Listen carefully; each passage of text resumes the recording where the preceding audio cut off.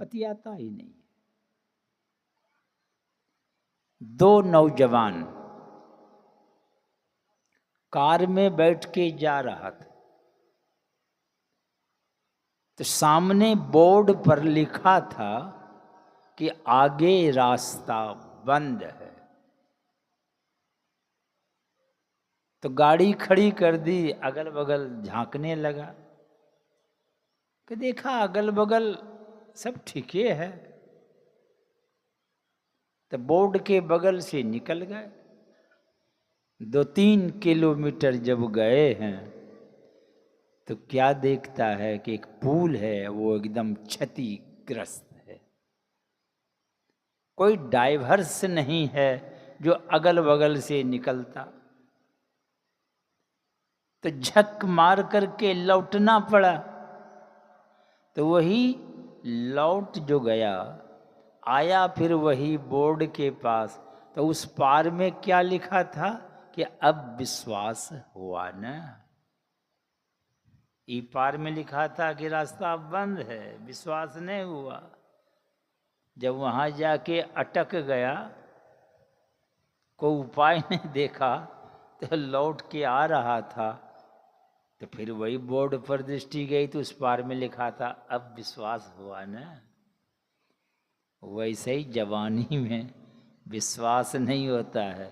जब जर्जर हो जाते हैं, उठ बैठ नहीं पाते हैं, तब पता चलता है। तो विश्वास होने से भी क्या होगा उस जर्जर अवस्था में। सबका समय होता है।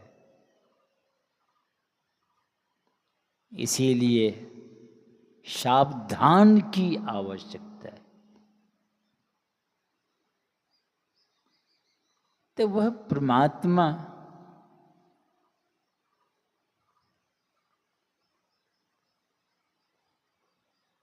के विषय में आज तक कोई यह बता नहीं पाया कि ऐसा है।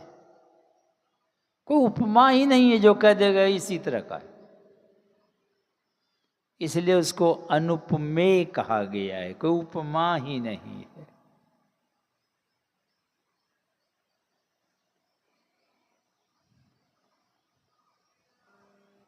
तो उस परमात्मा को कैसे जाना जाए, तो इसके लिए यही सत्संग की आवश्यकता है। सुनने से समझ में बात तो कुछ आती है, लोग विचार करते हैं,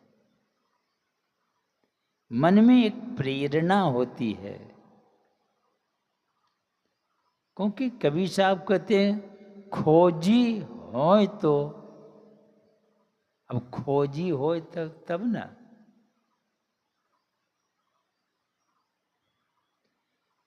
अब खोजता भी नहीं है, अब पहले रिजल्ट दे देता है कि है ये नहीं है। बोलो तो खोजी हो तो तुरत्ते मिलियो।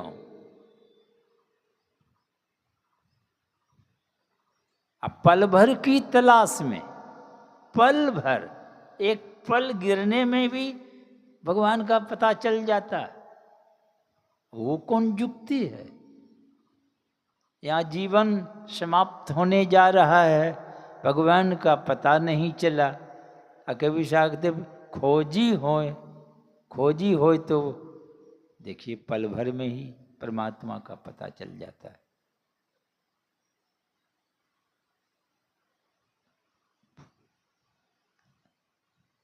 तुरत्ते मिलियाऊं कहते, तुरंत मिलेंगे आपको। तो हम लोग खोज रहे हैं बाहर, तीर्थों में, धामों में, बाहरी तमाम आध्यात्मिक अनुष्ठानों में। जन्मों जन्मों से आप दौड़ते रहिए, नहीं पता चलेगा। क्योंकि भगवान का दर्शन इस आँख से होता ही नहीं। होने का होता तो हो गया होता। आपके पास 5 आँख है, एक आँख ये तो है चर्मचक्षु, चमड़ा की आँख। उसके बाद एक मानस दृष्टि भी है, जो मन से देखते हैं। एक स्वप्न की दृष्टि है, स्वप्न में भी देखते हैं आप। एक और दृष्टि है जिसको दिव्य दृष्टि कहते हैं। तो दिव्य दृष्टि से हुजो दर्शन,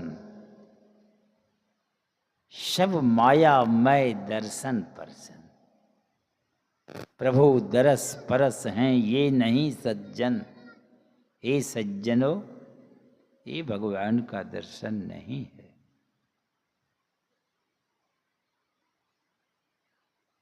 तब कैसे दर्शन होगा? ये 4 आँख दिव्य दृष्टि से भी भगवान का दर्शन नहीं होता है। दिव्य लोक लोकांतरों का ज्ञान होगा,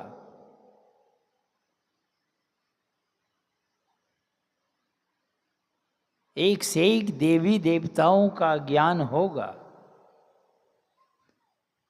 मगर ये सारा खेल जिसका है उस खिलाड़ी का पता नहीं चलेगा। तो उसका पता कैसे चलेगा? आत्म गम्य सो राम, वो आत्मा की दृष्टि चाहिए। इस शरीर में जो रहने वाला है वही है, उसके ऊपर बहुत पर्दा है। पर्दा हट जाए वो काम खत्म। केवल पर्दा हटने की बात, कहीं जाने आने की बात नहीं है। इसलिए गुरु महाराज कहते हैं, आहो भक्त सर्वेश्वर जो है सबके ईश्वर, सब मह भरपूर है, सबके अंदर है, किसी में कम किसी में बेसी नहीं। पर पता देख नहीं पा रहे हैं। तो त्रैपट कारण दूर, 3 पर्दा तुम्हारे ऊपर लगा हुआ है, अंधकार का, प्रकाश का, शब्द का। इसलिए परमात्मा निकट होके भी पता नहीं चलता है। तो कैसे पता चलेगा? तो गुरु महाराज कहते हैं, घट त्रैपट खोलू हो, आप उस तीनों पर्दा को हटाइए। घर ही में बैठे बैठे अगर हटा लें तो घर ही में दर्शन, जहां हटेगा वहीं पता चलेगा। और जहां नहीं हटेगा, कहीं जा रहे हैं तो कभी नहीं पता चलेगा। तो हटेगा ही कैसे? क्या जुक्ति है इसकी? तो वही हमारा वेद कहता है कि पहले सत्संग में जाओ, ठीक से इस बात को समझ लो। जब समझ में आ जाती है तो करने की इच्छा जगती है। तो क्या करना है? इसलिए मानस योग करने की आवश्यकता है। मंत्र का जप कीजिए, थोड़ा ध्यान कीजिए उनके रूप का।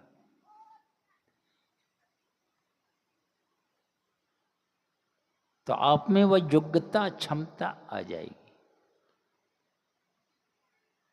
और उसके बाद अग्नि की ज्योतियों का योग। आंख बंद है, आंख बंद है तो क्या देखते हैं? अंदर में अंधकार। कौन देखता है? आप देखते हैं। तो आप अंधकार को अगर देखते हैं, ये भी कम बड़ी बात नहीं है। यहाँ तो अंधकार क्या देखेगा? आंख बंद है, खेत दिखता है, दुकान दिखने लगता है, क्या क्या देखने लगता है तो वही जानता है। आप तमाम देखना छोड़ दें, अगर अंधकार को देख रहे हैं अब अंधकार में किस जगह देखना है?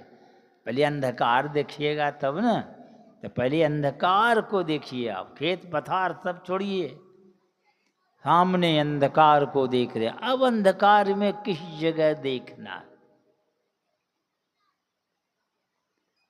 तो हमारा वेद कहता है ब्रह्माग्नि प्रज्वलित हो जाएगी, वह ज्योति प्रज्वलित होगी। तो कैसे हो जाएगी ज्योति प्रज्वलित? तो यही दृष्टि है, ये सूर्य नाड़ी है, ये चंद्र नाड़ी है, ये गर्म है, ये ठंडा है। बिजली में भी क्या है? गर्म तार, ठंडा तार बोलते हैं ना। और दोनों को जब भिड़ाती हैं तो बल्ब जल जाता है। तो वैसे ही यह दोनों जिस दिन आपकी एक हो जाएगी, ज्योति प्रज्वलित हो जाएगी। वो परमात्मा की ज्योति है। और उसी ज्योति में आपकी दृष्टि अगर टिकी हुई है तो परमात्मा की आवाज को आप सुनने लगेंगे। और वही आवाज अवलंब है सुनते हुए, और ये सारा खेल को देखते हुए भी। इसलिए गुरु महाराज कहते हैं सुनत लखत सुख लहत अद्भुति। देखते सुनते बड़ा सुख, अद्भुत। अब प्रभु मिलते, देखते सुनते आप उसके पास पहुंच जाएंगे।